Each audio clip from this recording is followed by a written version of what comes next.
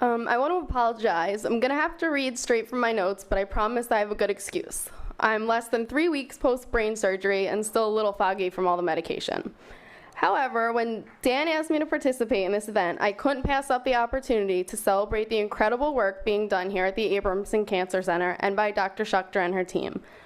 This past July, everything was going pretty well for me. I had recently passed both the New Jersey and PA bar exams after having to defer law school for a year in 2008 when I needed 3 spinal surgeries unrelated to cancer. I was clerking for a judge I loved working with and was learning so much in a career I spent years working towards. Then, on July 10th, 2013, I got the phone call no one ever expects to get, and my life instantly changed. As Dan told me, I became a member of a club nobody ever wants to be a part of. At 28 years old, I became a cancer patient. Unfortunately, my story is far too common. Melanoma is the most common form of cancer for young adults aged 25 to 29, and the second most common cancer in adolescents and young adults aged 15 to 29. One of the main reasons I wanted to be part of this great celebration tonight is because I am so unbelievably grateful to the entire staff at Penn. All of my doctors and caregivers at Penn have been nothing short of amazing. As I stand here today, some of you may not realize that in July I had a full neck dissection down the left side of my face, during which my parotid and 24 lymph nodes were removed. And that's thanks to Dr. O'Malley, who took the time to have a reconstruction team make sure that there was no deformity from the tumor removal. And like most 28-year-old women, when I heard brain surgery 3 weeks ago, my first thought was, yikes, are they going to shave my head? But Dr. O'Rourke and his team didn't. Instead, his team spent an hour pre-op sewing my hair in a straight line so that they only had to shave about 1 centimeter wide, and I got to keep all the rest of my hair. Although on a scale of the rest of the things going on, saving my hair may not be that important, the doctors here have gone above and beyond to make sure that this experience has been as good as cancer can be, and I'm so thankful to them for that.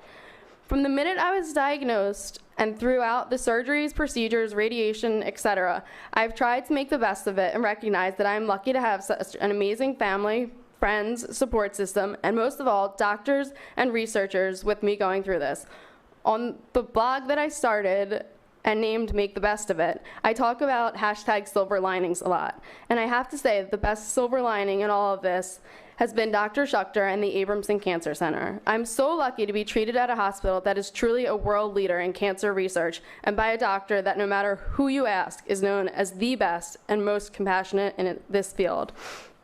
In fact, she texted me after brain surgery, and when I joked that I was starving and could go for a milkshake, she laughed. But what really amazed my family and I was the next morning when I was cleared to eat, and she kicked my twin sister out of line at Potbelly's when she was there getting me a milkshake and yelled at her that she was getting my milkshake. In my house, everything has always been a sports analogy, and my dad frequently refers to Dr. Schuchter as the quarterback of the team.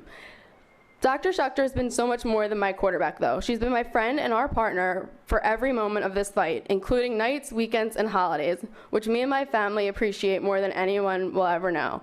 But my dad is right, as parents tend to be.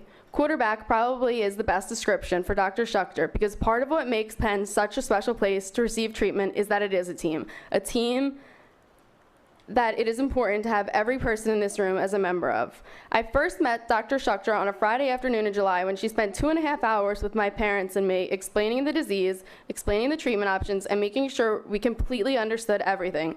I can't even begin to explain how amazing Dr. Schuchter was at that first appointment and every single day since. Since that first appointment, it has actually progressed to stage 4 cancer and spread to 2 different spots in my brain, one of which was treated with Gamma Knife in September, the other which I recently had full brain surgery for, and I also have 4 spots in my lungs.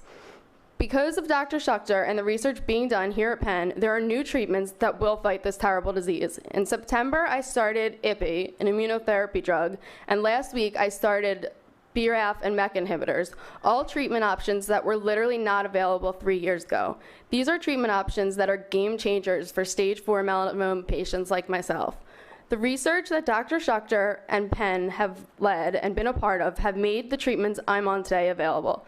These are treatments that were developed with the money raised for research in the fight against a disease that knows no boundaries. Unfortunately, cancer has touched almost everyone in one way or another. When raising money, Gwyneth Paltrow said, "We have the power to make cancer powerless and perhaps even end it, but it takes research and that requires funding. Cancer has taken some of the best among us, and it's time for us all to stand up and fight back."